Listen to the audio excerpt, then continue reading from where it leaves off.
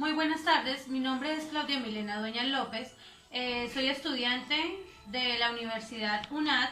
El día de hoy me encuentro con la señora Marwin Vanegas, quien va a responder algunas preguntas sobre cultura política. Señora Marwin, cuéntenos qué diferencias, similitudes y relaciones hay entre Estado, nación y gobierno. Estado son todas las instituciones que hacen que un país funcione. El gobierno son todas aquellas personas que trabajan en ese estado, y nación pues seríamos todas las personas que vivimos y hacemos parte de un país. La otra pregunta es, ¿qué diferencias, similitudes y relaciones hay entre participación política y democracia? Bueno, la diferencia que existe entre estas dos es que la participación política es cuando se tiene una cercanía a la política, pero no directamente, ¿sí? Se hacen algunas actividades en pro de eso, pero no se está necesariamente implicado en la política. Y la democracia, pues es el derecho que tenemos nosotros a elegir a nuestros gobernantes. ¿Cómo defines política y cuál es la diferencia entre la política y lo político? Yo defino la política como aquella que trata de la organización, especialmente del gobierno.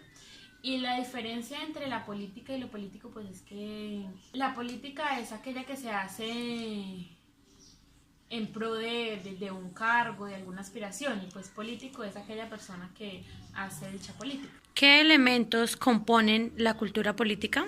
Los valores, las creencias y las pautas de conducta. ¿Qué elementos involucra el ser ciudadano y cómo definirías los derechos y deberes del ciudadano? No es que pues el ciudadano es aquella persona que elige a sus gobernantes, ¿sí? O sea, es la persona más importante, por decirlo así, porque si no existe el ciudadano, pues no, sencillamente no habría quien eligiera a nuestros gobernantes. Eh, ¿Cómo definiría los derechos y deberes del ciudadano? Pues los definiría como algo de vital importancia para que el Estado nos mantenga en una balanza, ¿sí? Porque así como nosotros debemos dar, también nos deben dar de nosotros, ¿sí? Respetar para que nos respeten. Entonces los defino como algo muy importante que hace que toda la sociedad pueda de Me alguna encuentro con forma. el profesor de tecnología Javier Enrique Bonilla Vergara. La primera pregunta es, ¿qué diferencias, similitudes y relaciones hay entre Estado, nación y gobierno? Pues a ver, Claudia, gobierno son las personas que trabajan en el Estado, ¿sí? Entonces el Estado son como las organizaciones que están protegiendo o están gobernando eh, a esas personas.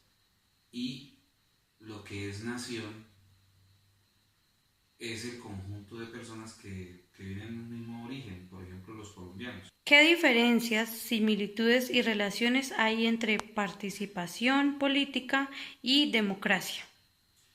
Bueno, la participación política pues son las personas que ejercen su derecho a, directa o indirectamente a, por ejemplo, la protesta, a ayudar a incidir en las políticas que maneja el Estado, en rechazar, en ser críticos de él.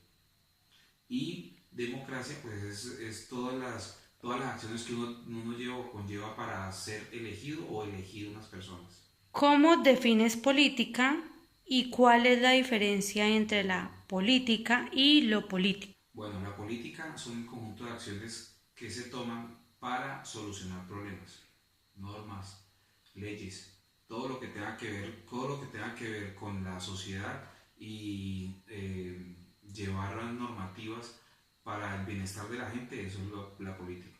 Lo político es lo correspondiente a eso, por ejemplo, que en una ciudadanía cuando van a hacer unas elecciones deben ajustar lo que es unas leyes de garantía para que de pronto no vayan a ser corruptas esas elecciones. ¿Qué elementos componen la cultura política?